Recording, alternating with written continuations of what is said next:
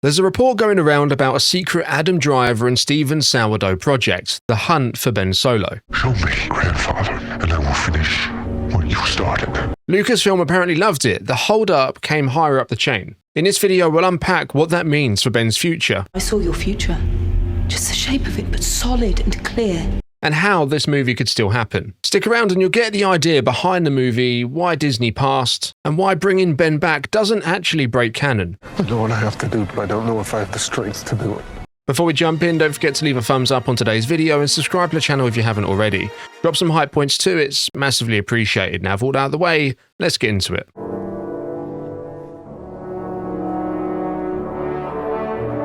Alright, so ever since that first Force Awakens trailer, Kylo Ren was the standout of the sequels because we genuinely didn't know who or what he was. We clocked that he was First Order, sure, but not his family, not the Skywalker blood that was running through him. That mystery baked intrigue into every scene. You cannot deny the truth.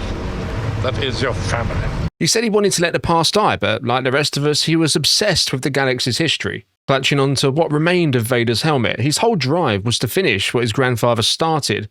And in a way, he went further. He overthrew his master with the intent to rule, something Vader never actually did. From there, he was dead set on building a version of the Empire through the First Order. He was Darth Vader for the generation that grew up with the sequels. What girl? Designed to look the part, but powered by a different kind of conflict. And so if that's a shadow he cast, mystery, legacy, ambition, then the real story is whether it genuinely ended where we left it, or if there's one more turn still waiting. And although his resemblance to Vader was intentional, the original intent was to actually flip the arc. Where Vader started as the Emperor's Iron Fist and softened into the father who saved his son, Kylo began soft, pulled towards the light and tried to carve that out of himself. That's why Starkiller Base lands like it does. Killing Han isn't a moustache-twirling villainy, it's self-amputation. Thank you. An attempt to prove he's the monster he tells himself he needs to be. Snoke calls that fracture out in The Last Jedi, and the plan, at least early on, was for Kylo to harden himself over time and to be his most ruthless by Episode 9. However, the story swerved. What we got instead was a bond with Rey that turned out to be something rarer than romance, the Force dyad. On the Death Star wreckage, she wounds him, then heals him. It's almost like those invisible scars inside heal up with the flesh. Kylo Ren falls away, Ben Solo steps back in, and he bags her all the way into the fight with Palpatine. Stand together, die together. Now, she initially pays the price, but he gives everything to bring her back. And although that ending wasn't quite for everyone, and it's really the reason this video was made, George Lucas once said Star Wars is like poetry, it rhymes. The Skywalker saga really kicks off with Anakin's fear of losing Padme, turning him to the dark side. And it closes with Ben choosing the light and saving Rey from death. Through that lens, I feel it does actually land really well.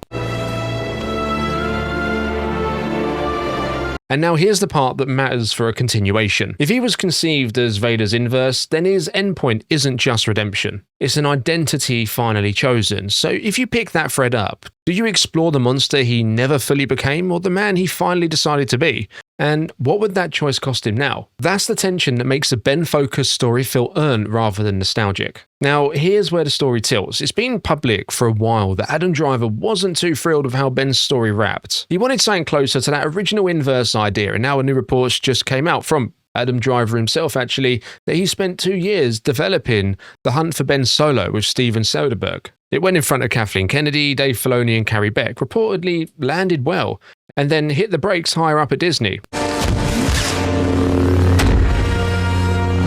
With the reason behind it being they didn't see how Ben Solo is still alive. And that's the crux of it right there. If the stumbling block is the how, does that mean the door's not locked? It's just waiting for the key? You see, since that's broke, the reaction's been wild in the best way. Fans have rallied behind the idea, calling the pass a mistake. And we even saw a plane fly over Disney HQ with a banner reading, "Save the hunt for Ben Solo." That's not just noise, it's a temperature check on where the audience's desire still is. And so, if the appetite's this strong, how long before that pressure reshapes the conversation? No, you're still holding on! Let go! Because here's the bigger picture. Kylo Ren was the last bloodline Skywalker. His death marked the end of that legacy on screen, and that's precisely why this stings. Ending the line has weight, but does Star Wars really want that chapter sealed forever? Or is there a smarter way to evolve it without undoing anything? Keep that question in mind, because if the only barrier is show us the path back, then the path is the movie. And here's the core of why this stings. In Star Wars, death has never really been the full stop. Since 1980, we've watched characters pass through the veil and still matter. Obi-Wan guiding Luke after Vader strikes him down, Return of the Jedi closing with Anakin, Obi-Wan and Yoda together. The sequels bringing back Yoda, Luke, and even Leia. Qui-Gon returning in Obi-Wan Kenobi and Anakin appearing in Ahsoka. That list will keep growing because the saga treats death as another place to speak from. And if the dead can still teach, what happens when the lesson isn't finished? I'm here to finish your training. Now that's just one side of it. We've also seen outright returns in the flesh. Darth Maul was cut in half and later shows up alive in the Clone Wars. Boba Fett goes from Sarlacc lunch to headlining his own chapter after The Mandalorian. You can even point to Ahsoka, who seemingly lost in her duel against Darth Vader in Rebels, only to re-emerge later. Star Wars has a habit of taking "it's over" and asking, but is it? Which begs the obvious question, if legacy characters can slip the noose, why is Ben the exception? I want every gun we have to fire on that man. And so here's the hard counter the studio might be clinging to. With Ben, we watched him become one with the Force, nobody left behind. Same as Obi-Wan, Yoda, Luke, and Leia, none of whom returned as anything more than spirits. Past resurrections where someone's walked back into the living world have always had a body involved, whereas Ben's didn't remain. So what makes him different? Well, this is where the hunt for Ben Solo finds its dramatic engine. The barrier isn't a bug, in fact, it's actually the story. And when I kill you, I will have killed the last Jedi. If the Skywalker line ended on screen with Ben, then the emotional stakes of crossing that line again have to be heavier than in a cameo. What would it cost him to come back, and what would it cost the saga if he didn't? Hold that thought. Because if the only note from upstairs was show us the how, then the bridge between gone and back isn't a loophole. It's the climax that, in many ways, the film is built to earn. And now here's where the story actually gets exciting. The easiest on-ramp is Ben returning first as a presence, call it a voice, a guide. A hand on the wheel in moments where Rey's alone, and then pushing beyond that. If the movie's called The Hunt for Ben Solo, you don't end at a cameo in blue glow, you use that as the doorway. Imagine starting in a netherworld of the Force where time and memory fold in on themselves, and Ben searching for a way back while Rey approaches the problem from the living side. Wouldn't that be the perfect space to let characters like Anakin, Luke and Leia speak into his choice without turning it into a nostalgia parade? Actually, what happened? You lost a fight. And yet there's also the path that everyone's nervous about, the world between worlds. Ezra used it once to change a single moment, and fans now worry about that turning into a time machine. You can avoid that by keeping the goal tight, not rewriting events, but tracing a connection. If Rey is the only living half of the equation, does she find a thread in that realm that lets Ben cross once? And if she does, what does it cost her to pull him through? That's a decision with real consequences, not a loophole. And yeah, the other angle is the dyad. Palpatine called it a power like life itself. And we've already seen the pair heal wounds, bridge distances, and even pass objects between spaces.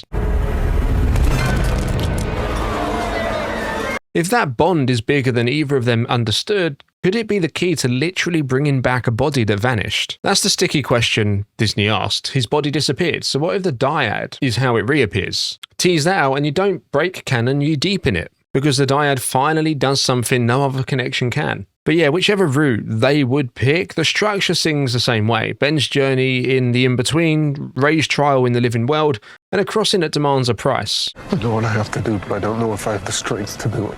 Does she risk herself to pull him back? And if she does, who pays the bill the Force always sends? Do we get a Ben who returns as a more complete Jedi after training among the greats in the Netherworld? Or a Ben who comes back marked by what he had to give up to get here? And if the Skywalker line truly ended on screen, is this the chapter where Star Wars evolves the legacy rather than undoing it? But yeah, that's the pit-shape path which answers the how without breaking the toys. It lets the title deliver on its promise, it keeps the stakes human, and it sets up a final act that's about choice, cost, and identity, not a magic reset button. But anyways, here's where I land on it. If Disney wanted Ben back, there are clean, lore-friendly doors to walk through, and the journey itself is the story. Now, what makes the timing interesting is that all of this bubbled up 6 years after the sequels, right as Star Wars is gearing up for the big screen again. To me, this feels like Adam Driver floating the idea to the fan base, maybe even with Lucasfilm's blessing. The testable would have see if the noise is loud enough to move the needle. And honestly, why wouldn't it be? He's one of the most compelling characters of that era. And look, we've seen this playbook work before. Hocus Pocus 2, Devil Born Again, even the Clone Wars Season 7. Fan demand didn't just trend, it translated into projects. Studios aren't allergic to listening, they're allergic to losing money. If a concept resonates with the core audience, they'll find a way. Which then raises the real question, if Disney's pause is less, how is he alive? And more, do people actually want this timeline right now? What would actually convince Disney? Maybe a weekend where the hunt for Ben Solo trends so hard they can't ignore it? Or maybe even Adam Driver and Steve Soderbergh talking about it in interviews, igniting viral fan momentum. Stand together. Die together. And that brings me to the gut check. I think the "we don't see how he's alive" line is a stall, not a dead end. The sequel era has been kept at arm's length in live action, sure, but that also means the runway is clear if they do decide to go. If interest keeps climbing, Disney gives the go-ahead, and then it's on Lucasfilm to shape the cleanest path. If they do it, it won't be a cameo. It'll be a story about choice, cost, and identity that actually strengthens the saga. Whether we get it or not, that's the version I want to see. So yeah, if the hunt for Ben Solo happens, what's the cleanest in-universe way he comes back? As always, drop your thoughts, theories, and wildest speculations down in the comments below. If you enjoyed this video, be sure to check out our latest Starfighter video on the channel talking about the potential of a new Skywalker entering the mix. Don't forget to leave a thumbs up and make sure you subscribe so you don't miss any of our upcoming videos. Thanks for watching, I'll see you in the next one, and may the Force be with you.